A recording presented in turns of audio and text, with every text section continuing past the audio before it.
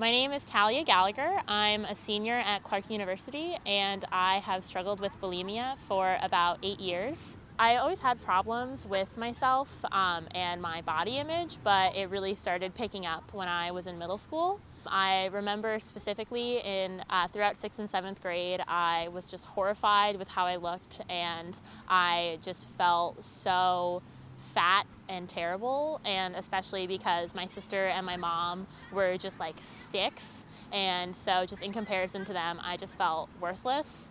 And in 8th grade, I remember consciously making the change of, all right, I'm not going to be like this anymore. I am going to lose weight and I'm going to look how I want. Well, bulimia is a complicated disorder as well as anorexia and other eating disorders. What ends up happening is that it's so focused on food for the person and so focused on their body image, and so physically, there are many repercussions, but it all stems from something that isn't as visible, which is like the emotional health side and the distress that person is facing. I remember in 8th grade, I went to the doctor and I had gained 2 pounds over the course of a year, and I started bawling my eyes out in the doctor's office. I had and then the thoughts of doing things like making myself throw up and trying to restrict less came into my mind throughout high school. I really glorified anorexia, and I thought that was like the best thing that I could do, and that the fact that I couldn't make myself not eat made me feel terrible about myself. So junior year of high school, I started making myself throw up and purging. All throughout senior year, I was still very actively self-hate, like just engaged in hating myself and not feeling like I looked good. And then in college, when I came to Clark, it was a very rough shift, and it was a much harder transition than I had anticipated. And so the stress of accommodating pushed me back into the bulimic behaviors. And then it wasn't until I had reached out to my best friend, and she contacted my parents after one really terrible night, that my parents sat down with me and said, okay, like, we're going to get help. And I was on board. I wanted to be better. I didn't want to hate myself all the time and, be doing this. There aren't any easy solutions. Usually what we try to focus on is make sure that individual is connected to the resources, and resources include a team of professionals. So registered dietitians, psychiatrists and or psychologists, medical providers, and people, who are connected to that person, so family and or friends. But yeah, it's a full team approach when you're working with these individuals. Obviously, if you detect these issues earlier on, it's easier to kind of manage and possibly help that person get into recovery. But if too much time has lapsed,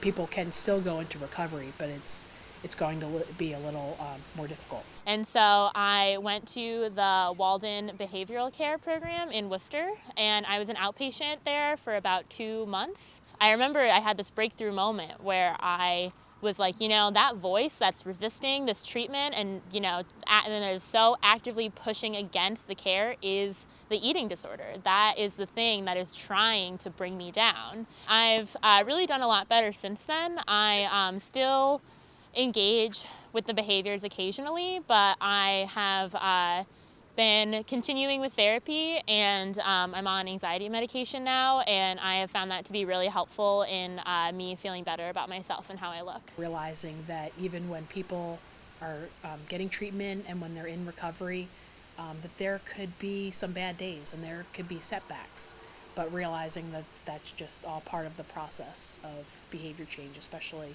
behavior change with an addiction like this. Exercise has been something that's been difficult with me to cope with because a lot of the eating disorder stems from perfectionism, and I played sports in high school, and the need to always be better, to always run faster, really was a detriment to my mental health. And so I've found now that doing things that I feel to be more expressive of myself. I joined the dance team on campus, and that's been a great way to be able to move my body and get exercise without being as harsh on myself. When it comes to exercise, I like to encourage people to think of it not as like I have to put my gym clothes and my sneakers on to go to the gym and run on the treadmill. I don't do that. I go to yoga and I just try to walk places, just whatever works for you. Try to park your car further away or walk when you can. Yeah, the image of women in the media definitely affected me. I remember even just as a young child, like watching The Little Mermaid, and I wanted nothing else but to have her stomach. Looking back at it now, like literally, if she wanted to be a human, she couldn't have ribs or internal organs. Like it's so harmful and just insane, the portrayals of women in the media. There's this ideal body type, there's this ideal what your face structure should look like, your lips, your eyes, your hair, and girls are supposed to strive and do anything that they can, put all of their money, all of their resources, all of their time and effort into making themselves look like this. And I think social media is so dangerous because we always assume what we're seeing is naturally produced content. So like you'll be looking through your Facebook page or your Instagram feed, and you think that when you see a girl who's like meets all these ideal beauty standards, that she's just really pretty and she's posting pictures like you post pictures. But a lot of the time, the content that you're seeing is manipulated. We really need to be critical thinkers, and we need to be able to look at what we're seeing in the media and not just passively accept it and like critically think about it. Okay, why am I seeing this? Why is it making me feel this way? Why is it eliciting this certain reaction? Is that what it was meant to do? There's just a lot of stuff that we don't really see going on behind in the background that works into social media, and the way that it definitely influences girls, especially young teenage girls, into how they see themselves and who they think that they should be. I think we really definitely need to be critical about it because it's just going to get bigger and it's just going to get worse. And it's definitely moving from commercials and TV to social media. So, and producers know that.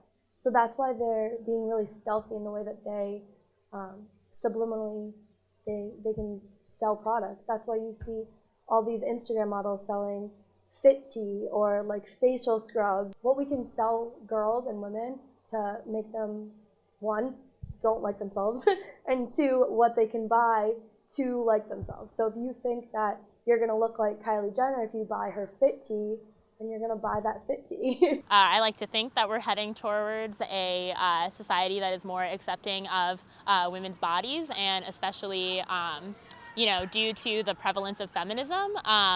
I honestly can say without a doubt that feminism and female friendship saved my life in so many ways, because along with the physical care of mental health, like learning more about the systematic oppression of women and how women are taught to hate myself, and that realization that it's not just I hate myself because I'm terrible, but I was taught to hate myself, was so revolutionary for me. And so finding a community of women that can embrace that idea that women are powerful and strong and are collectively fighting against the forces in society has been incredible. And I think something looking back that I realized is that the friendship that I had with my best friend really helped pull me or keep me at a place where I was, so that when I was in treatment, I wasn't one of those women who had to be pulled in kicking and screaming. It was my best friend who really helped me believe in myself, and I just completely believe in the power of female friendship and love.